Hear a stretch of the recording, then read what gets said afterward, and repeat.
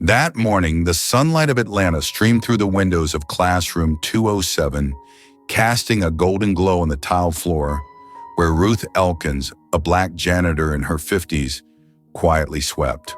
Her hand gripped the broom, her steps were slow and steady, and her eyes pointed downward, a habit formed after 17 years of silent labor. Inside the classroom, Mr. Simmons, a famously strict math teacher, was lecturing on differential equations. His voice was monotonous, dry, and when he noticed the students starting to lose focus, he gave a faint smirk. Turning toward the door, he made a half-joking, half-mocking remark. "Ms. Ruth, would you like to try solving this problem? Or are you only used to cleaning floors, not chalkboards?" The class erupted in laughter. A few students turned their heads toward the hallway, where Ruth had paused. The words hit her like a blade, slicing into old memories. Nights spent alone in the Morehouse Library, working through derivatives until 2 a.m., chasing a dream of standing at the front of a classroom.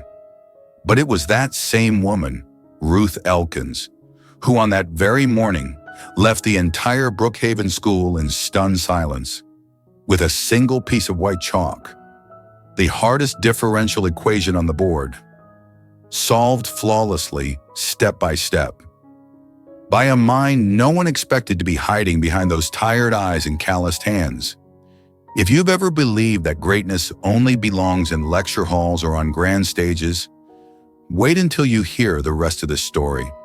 A true story set in modern-day America, where prejudice still lurks beneath the surface of so-called civility. Stay until the end of the video.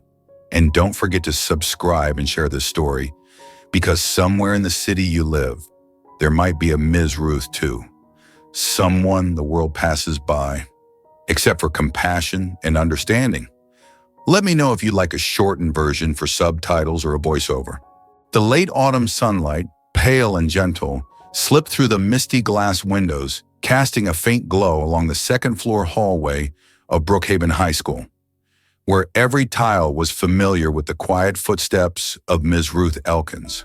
That morning, like every other morning for the past 6,205 days, she arrived at school at precisely 5:10 a.m. No one kept count. No one but Ruth herself and the small calendar pinned to the wall of her 12-square-meter rented room in West Atlanta, where each workday was marked with a soft pencil stroke. At 54, Ruth didn't have grand dreams. Her life revolved around an old janitor's cart, early mornings spent mopping floors before the students arrived, and quiet evenings preparing dinner for her 24-year-old daughter, who had been paralyzed on her left side since birth due to cerebral palsy. Brookhaven High wasn't the most prestigious school in Georgia, but it was well-funded and structured, with over 1,300 students and 74 teachers. Everyone had a defined role in the ecosystem of the school, and Ruth, with her calloused hands and faded work jacket, was always the last to leave, long after the final dismissal bell had gone silent. No student ever called her by name. The cleaning lady, the janitor, or simply nothing. To them, she belonged to the shadows, to the dim corners where the hallway lights didn't reach, to the background noise that conversations brushed past without ever pausing. But Ruth never complained. She had learned silence early, back in 1989, as a poor student at Morehouse College. That year, her father, her only supporter in pursuing mathematics, died of lung cancer. Her family fell into hardship, and Ruth was forced to drop out in her second semester to work full-time at a laundromat. Her dream of becoming a computational engineer slipped away like water through the cracks of stone. She packed up her textbooks in a box, sealed it shut, and never opened it again. Until today. That morning, while cleaning classroom 207, she overheard Mr. Simmons, the long-time, notoriously strict math teacher, lecturing on differential equations. She heard the whispers of distracted students, the scrape of chalk on the board, and the sighs of boredom. When Mr. Simmons glanced at her and half mocking, half joking, said, "Ms. Ruth, would you like to solve this one?" The whole class burst into laughter. That laughter clawed at Ruth's memory of those nights spent in the Morehouse Library, working through derivatives until 2 a.m., just to hold on to a dream of someday teaching. And then something no one expected happened. The woman who had kept her head down for most of her life stepped forward and picked up a piece of chalk. The late autumn sunlight, pale and gentle, slipped through the misty glass windows, casting a faint glow along the second-floor hallway of Brookhaven High School, where every tile was familiar with the quiet footsteps of Ms. Ruth Elkins. That morning, like every other morning for the past 6,205 days, she arrived at school at precisely 5:10 a.m. No one kept count. No one but Ruth herself and the small calendar pinned to the wall of her 12-square-meter rented room in West Atlanta, where each workday was marked with a soft pencil stroke. At 54, Ruth didn't have grand dreams. Her life revolved around an old janitor's cart, early mornings spent mopping floors before the students arrived, and quiet evenings preparing dinner for her 24-year-old daughter, who had been paralyzed on her left side since birth due to cerebral palsy. Brookhaven High wasn't the most prestigious school in Georgia, but it was well-funded and structured, with over 1,300 students and 74 teachers.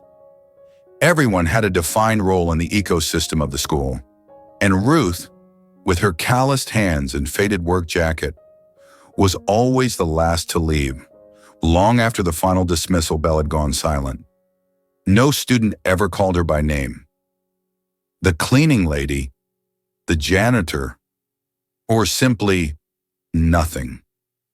To them, she belonged to the shadows, to the dim corners where the hallway lights didn't reach, to the background noise that conversations brushed past without ever pausing. But Ruth never complained. She had learned silence early, back in 1989, as a poor student at Morehouse College. That year, her father, her only supporter in pursuing mathematics, died of lung cancer. Her family fell into hardship, and Ruth was forced to drop out in her second semester to work full-time at a laundromat.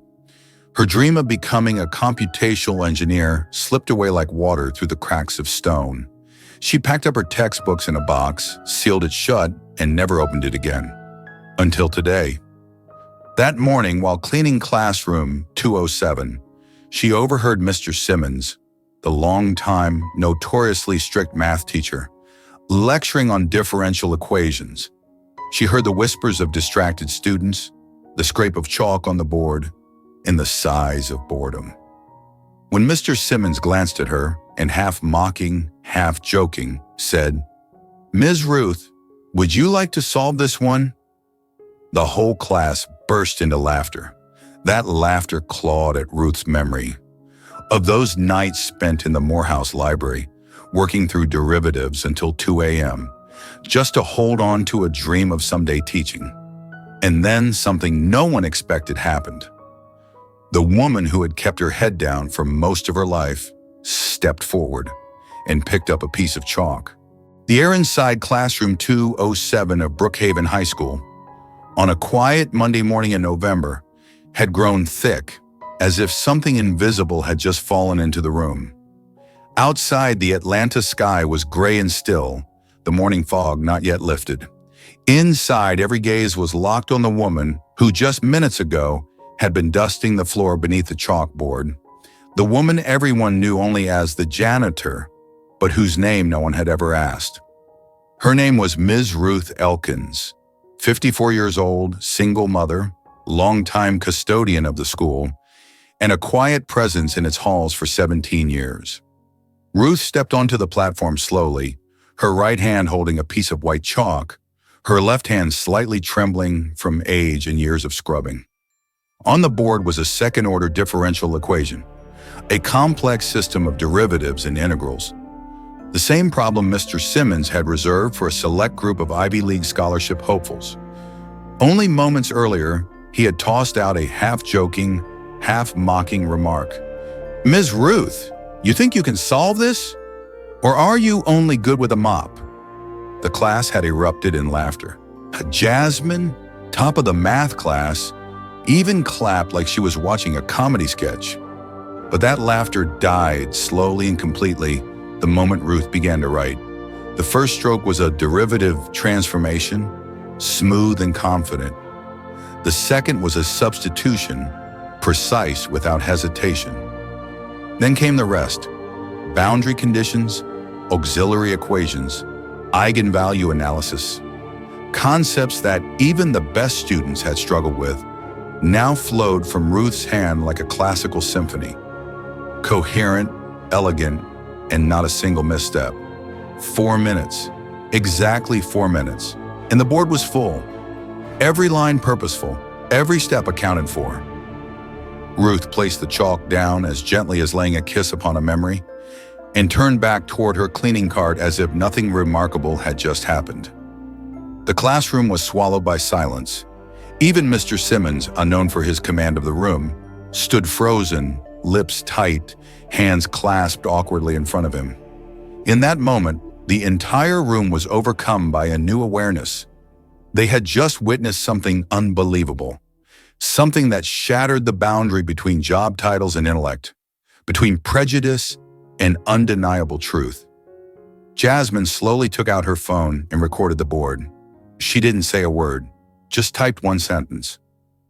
The janitor just solved the problem we've spent 2 weeks struggling with. The video was posted to TikTok at 8:49 a.m. Within 3 hours, it had reached 40,000 views. By evening, when Fox 5 Atlanta aired the 6 o'clock news, the hashtag SRUTHEMAGICIARENAN was trending in the top 3 nationwide on Twitter. People began searching for Ruth Elkins. A journalist from the Atlanta Journal-Constitution uncovered that she had once been a student of applied mathematics at Morehouse College and had even made the dean's list back in 1989. The article, titled "The Janitor and the Forgotten Genius," drew over 2 million reads in just 48 hours. But amid the growing buzz, Ruth kept showing up to work on time, pushing her old cart through the hallways, cleaning smudges off classroom windows. She declined interviews, didn't reply to emails, and avoided cameras. When one reporter approached her directly, Ruth simply said, "Thank you, but I didn't do it to be seen. I just wanted to prove that intelligence doesn't wear a uniform." At Brookhaven, the way people looked at her began to change.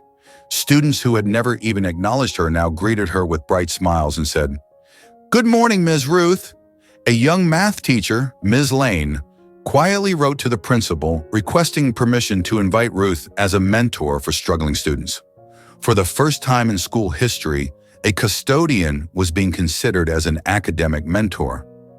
Not because of her degree, but because of the inspiration she ignited. Of course, there were whispers. A few senior teachers muttered, "Is she trying to be some kind of celebrity?" And a group of conservative parents wrote letters demanding the school maintain professional boundaries in the educational environment.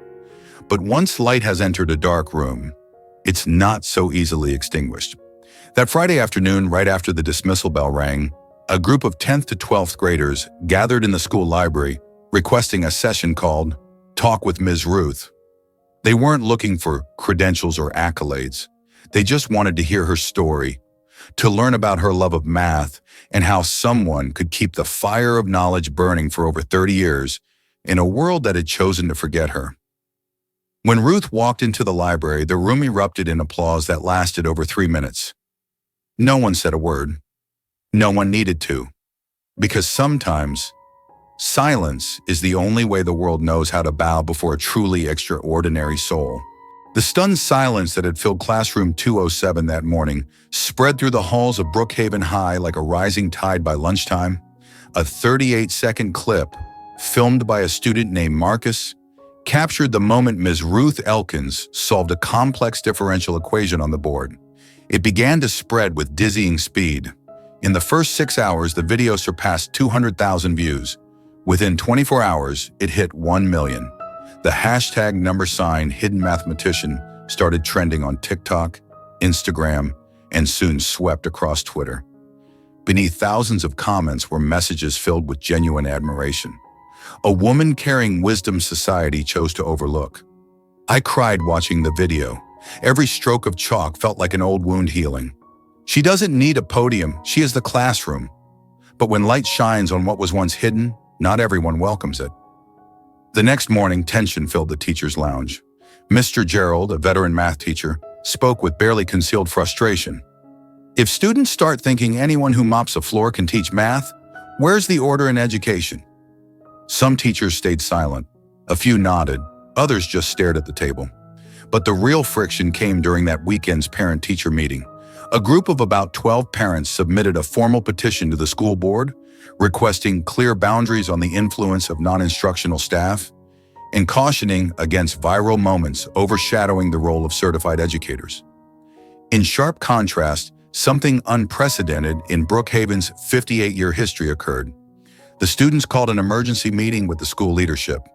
On Monday afternoon, over 80 students, representing all grades, signed a petition asking for official recognition of Ms. Ruth's role as an inspiration. Leading the charge was Jasmine, the very student who had once laughed when Ruth stepped up to the chalkboard. "We're not asking for her to teach," Jasmine said, standing before the full school board. "We just want to hear her, because for the first time, someone made us feel that math isn't pressure, it's hope."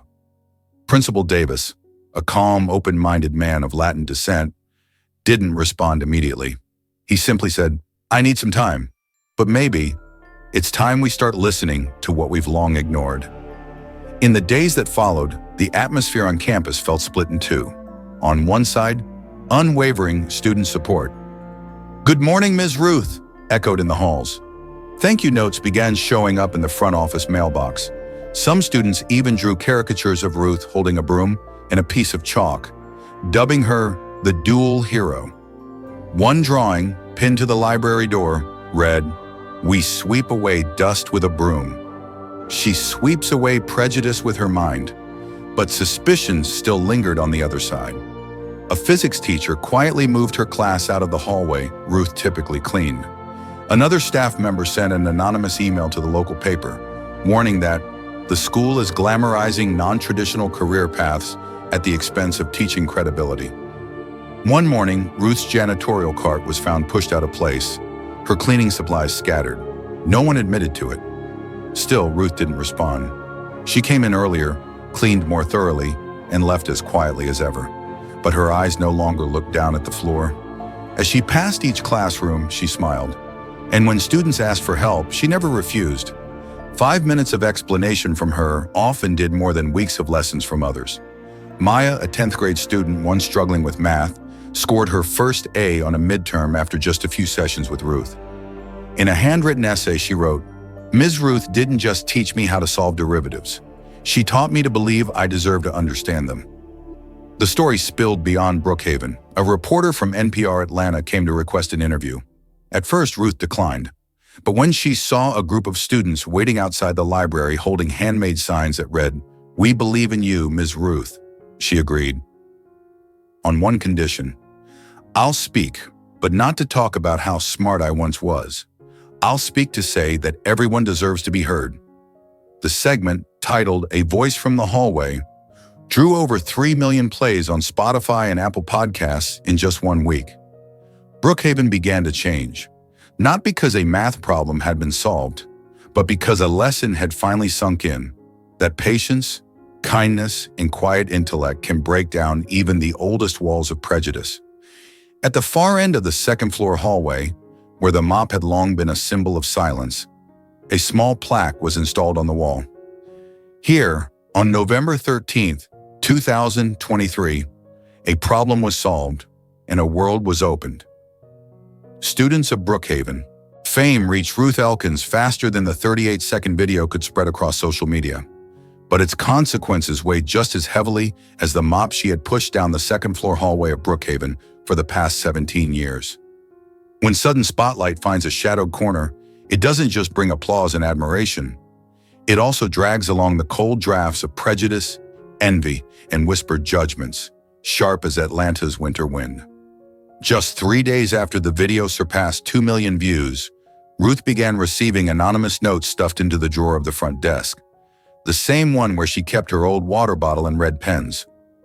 One note scrawled in blue ink read, Who do you think you are? Don't dream of becoming a teacher just because you solved one equation. Another, more spiteful. If everyone who could hold chalk like a mop became a teacher, who would still need college? Ruth didn't tell anyone. She didn't complain. She didn't react. But that day, while mopping the floor of room 207, the very place where she had once brought the entire school to silence with her math, she paused in front of the whiteboard. Same board, same soft Atlanta morning light streaming in. But where once it had been filled with variables and integrals, it now stood blank. Ruth stared at it for a long while, as if trying to collect the memories. Those fleeting moments she had stepped forward with the belief she had buried for nearly 3 decades. A student passed by and smiled politely. "Good morning, Ms. Ruth," eyes bright, free of judgment. But Ruth knew. Not everyone wanted to see a janitor being celebrated. Not everyone believed that intelligence could exist beneath a faded work uniform. That night, back in her small rented room in West Atlanta, Ruth found her daughter Camille fast asleep on the low wooden bed. Camille's face was angelic, even though the left half of her body had been immobile since birth. Ruth sat down, gently pulled a thin wool blanket over her, and held her close. A single tear slid silently down her cheek, soaking into Camille's dark hair. She didn't cry from fear. She cried because she remembered something her mother once whispered in her ear when Ruth was a 17-year-old girl standing at the gates of college for the first time. "You don't need a degree to live with dignity, but don't ever let anyone steal your self-respect." That simple phrase, soft as breath, was what anchored Ruth through the storm of public opinion. She knew she didn't have to be a teacher to be worthy, but she also knew she couldn't remain silent when something beautiful was being buried under bitterness. The next morning, Ruth woke earlier than usual. Instead of heading to school right away, she opened an old cardboard box tucked in the back of her closet, the same one where she had stored her college books. Her thick math textbooks, yellowed with time, were still there. Calculus by Stewart, applied differential equations, linear systems and stability. Her handwritten notes, strong, deliberate strokes from her Morehouse days, remained intact. Her heart stirred, not from nostalgia, but from awakening. From that day on, each night after Camille fell asleep, Ruth spent 90 minutes reviewing old concepts. She downloaded materials from Georgia Tech's digital library, borrowed books from the West End Public Library. The small wooden table by her window became her own lectern, where the soft glow of a desk lamp lit up formulas, not to prove herself to the world, but to remind herself that she still existed, and that she still loved math, just as she had at 20. At school, Ruth kept her routine, mopping room 207 each morning, as if trying to scrub away lingering doubt and pressure.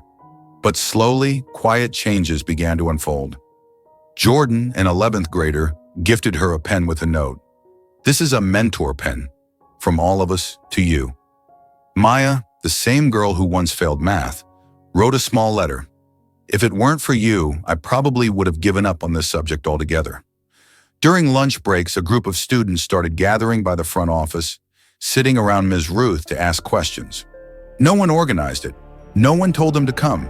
But they did, faithfully, like a nameless classroom. Yet the criticism didn't stop. The conservative parent committee continued to send emails asking, "Is the school allowing unauthorized teaching by custodial staff?" Some teachers silently ignored Ruth when she passed in the hallway. One day, her cleaning schedule was suddenly changed, sending her to a distant storage wing, far from any classroom. Still, Ruth didn't back down. She smiled when needed, bowed when dismissed, and kept teaching whenever students asked for help. For her, even helping one student fear math less was already a revolution. On December 12th, in Brookhaven's auditorium, the school board hosted the very first Inspiration Day. Guest speakers included a successful alumnus, a deco. Atlanta entered its first days of winter under a thin veil of mist. Bare trees trembled in the soft breeze, and the sound of car horns echoed in the distance, like the distant rhythm of a year drawing to a close. On the west side of the city, at Brookhaven High, the school that had witnessed one of the most talked about moments of the academic year, preparations were underway for the end-of-year ceremony. On December 15, the auditorium stage was dressed in red and white. Over 1,200 students and teachers, along with hundreds of parents, had gathered early. Along each row of seats were small placards naming students being recognized for achievements in academics, sports, and community service. Nothing seemed out of the ordinary until Principal Davis took the stage after the final student award and gently picked up the microphone. "Before we close today," he said, his warm voice resonating across the hall, "I want to tell a story, one that's not in the program." A buzz rippled through the audience. All eyes turned to him. "We've always taught students that if you're good at math, you can be an engineer. If you're good at writing, you can be a journalist. If you're fast, you can be an athlete. But today we are reminded of something far more important, that even a janitor can be a teacher, if only we choose to listen." He paused, then smiled and extended his hand toward the side of the stage.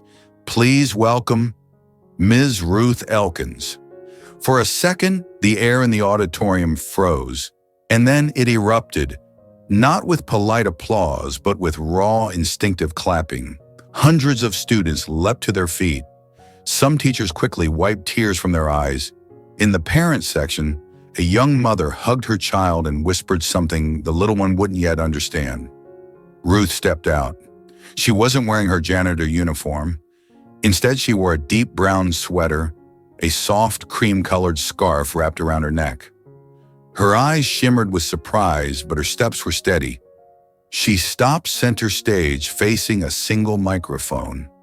Under the stage lights, her salt and pepper hair glowed with golden warmth. And when the applause faded, she spoke, softly, steadily, yet her voice carried to every corner of the room. "I never thought I'd be standing here today. I used to believe there were places meant only for those with titles, degrees, and a voice that mattered. And me, I was just someone who cleaned. But I've come to realize there's something even more important, living with kindness and never losing faith in yourself." The auditorium fell completely silent. "I'm not a teacher, I don't have a degree, but I love mathematics the way a child loves music, not to compete, but simply to live with it. I'm not here to be celebrated. I'm here because I believe no one should be defined by the uniform they wear or the job they hold." She paused and looked toward the front row, where the familiar faces of her students sat, watching intently. She smiled, gentle as a mother speaking to her children. "You don't have to be famous to matter. You don't need to be called a genius to be heard. Just live well, keep learning, and never lose your compassion. That's what will take you to where you truly belong." Applause rose once more, stronger now, longer and deeper than any heard during the entire ceremony. A few students held up signs that read, "Thank you, Ms. Ruth. You taught us more than numbers." Ruth shed tears, not from simple emotion, but because for the first time in over half her life, she was being seen as a full human being, not just as a blue uniform covered in dust, but as a person worthy of respect, of a firm handshake, of recognition without titles, awards, or plaques. Shortly after the ceremony, local media outlets began sharing photos of Ruth surrounded by students, each eager to take a picture with her. The Atlanta Voice ran a headline, "The woman who swept the floors and taught a city dignity and grace." It was shared over 400,000 times. 3 weeks later, Ruth received a letter from Morehouse College, the very school she had left behind in 1989. Inside, the university president invited her to return and complete her undergraduate degree in mathematics with full tuition waived. The letter ended with a note, "We once lost an extraordinary student. It's time we make that right." Ruth folded the letter, her hands trembling, not from excitement, but because, for the first time in years, she realized that the dream she once buried still lived on, and it's never too late to begin again. not when you've held onto your integrity. From that day forward, in addition to her janitorial duties, Ruth was officially invited to be an academic mentor for the Applied Math Club at Brookhaven. There was no contract, no extra pay. But every Thursday afternoon, room 207 lit up again. The whiteboard filled with equations once more, and students gathered around a woman they had once walked past without noticing. She wasn't a teacher, but she taught a generation how not to judge by appearances, and reminded them that sometimes a piece of chalk in the hand of a janitor can draw the opening lines of a brand new future. On the last day of the school year, the city of Atlanta lay under the dry heat of the southern summer. The grounds of Brookhaven High stood quiet, as if holding on to an unspoken promise. Along the second-floor hallway, where the worn soles of Ruth Elkins' shoes had traced more than 6,200 days, the soft sweep of her broom against the tile floor sounded like the sigh of time itself. But today, no one walked past her without saying hello. No more indifferent glances, no more mocking laughter. In their place were genuine smiles, eyes full of gratitude, and warm voices calling out, "Good morning, Ms. Ruth." She hadn't won a medal. She didn't hold a PhD. She never stood behind a podium. And yet what she left behind was far greater. A lesson in perseverance, in humility, and in something that may seem simple but is deeper than any definition found in a textbook: human dignity. In a place where titles often precede worth, Ruth flipped the script. She never needed to be anyone else but herself. A woman who cleaned, who loved mathematics, who lived kindly, and who never stopped believing in the quiet power of goodness. And maybe in this world, the thing that leaves the deepest mark isn't the title you held, but the way you made others feel when you walked through their lives. Your worth isn't defined by the job you do, but by how you live it. Ms. Ruth Elkins, the janitor with the soul of a teacher.